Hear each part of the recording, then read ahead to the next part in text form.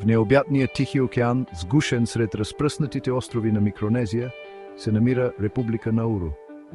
Тази малка островна държава, едва забележима точка на картата, е най-малката република в света. Изолацията й е толкова дълбока, колкото и размерът й е миниатюрен. Въпреки физическите си ограничения, Науру може да се похвали с богата история, жизнена култура и история на устойчивост, която противоречи на размера й. Историята на Науру е история на древни мореплаватели, плаващи по звездите, на колониални срещи, които прекрояват съдбата й, и на икономически бум и спад, които оставят незаличим отпечатък върху пейзажа и хората й.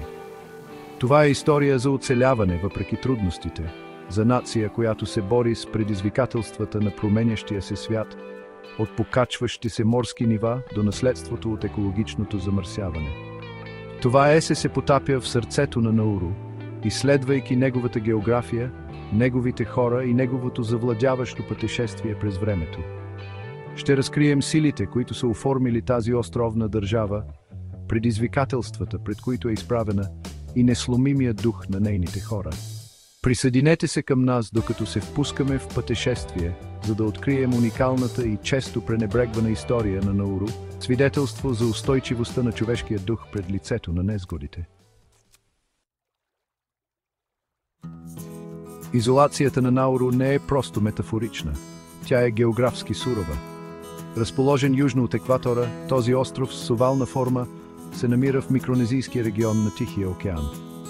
Най-близкият му съсед, остров Банаба, част от Кирибати, се намира на около 300 км на изток. За да добием представа за размера му, Науру покрива едва 21 квадратен километър. Човек може да обиколи целия остров с кола за по-малко от час. Заобиколен от коралов риф, вътрешността на Науру плавно се издига към Централна депресия, известна като лагуната Буада. Тази лагуна, малко над морското равнище, е един от малкото източници на прясна вода на острова. Бреговата линия, лента от бели пясъчни плажове, отстъпва място на тесен плодороден пръстен, където живее по-голямата част от населението. Отвъд него пейзажът се издига към централното плато, което доминира във вътрешността на острова. Географската изолация на Науру е оказала дълбоко влияние върху неговото развитие. Отдалечеността му го е превърнала в трудно достъпна дестинация за ранните изследователи и търговци, допринасяйки за уникалната му културна еволюция. Освен това, ограничената му земна площ и ресурси са създали значителни предизвикателства пред икономическото му развитие и устойчивост. Тази изолация обаче е създала и силно чувство за общност и дълбока връзка с земята и морето сред народа на Науру. Самата география на Науру, макар и да създава трудности, е оформила и неговата идентичност. Това е земя, където необятността на Тихия океан се среща с интимността на един остров, където изолацията е породила устойчивост и където силите на природата са постоянно напомняне за крехкия баланс между човечеството и околната среда.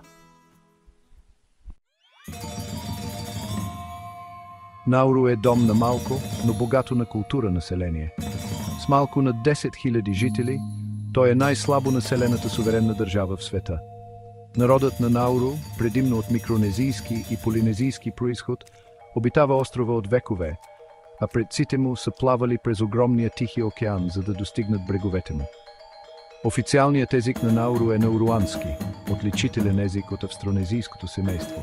Английският език обаче е широко разпространен и служи като език на управлението и търговията, наследство от колониалното минало на острова под британска и австралийска администрация. Това съчетание от езиково наследство отразява историята на острова на културен обмен и адаптация. Науруанското общество се характеризира с силни общностни връзки и традиционни ценности. Уважението към старейшините, дълбоката връзка с наследството им и силното чувство за общност са дълбоко вкоренени в начина им на живот. Въпреки значителните икономически и социални предизвикателства, пред които са изправени, хората на Науру демонстрират забележителна устойчивост, а културната им идентичност остава силна. Демографията на Науру е забележителна и с младежкия си превес. С медианна възраст малко на 20 години, Науру има предимно младо население.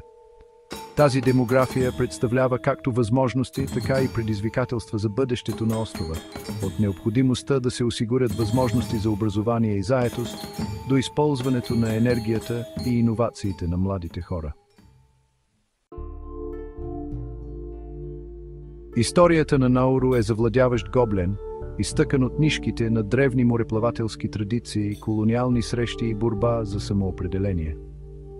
В продължение на векове Науру остава скрит от външния свят, а единствените му посетители са били безстрашните полинезийски и микронезийски мореплаватели, които са плавали в необятния Тихи океан, използвайки звездите, теченията и интимното си познаване на океана. Първата документирана среща на острова с европейци е през 1998, когато британският капитан на китоловен кораб Джон Фирн забелязва острова и го нарича «приятен остров» заради приветливия му вид. Тази идилична картина обаче е в противоречие с бурните промени, които ще последват. Пристигането на европейски търговци през 19 век носи със себе си нови предизвикателства, включително въвеждането на огнестрелни оръжия и алкохол, които нарушават традиционния начин на живот.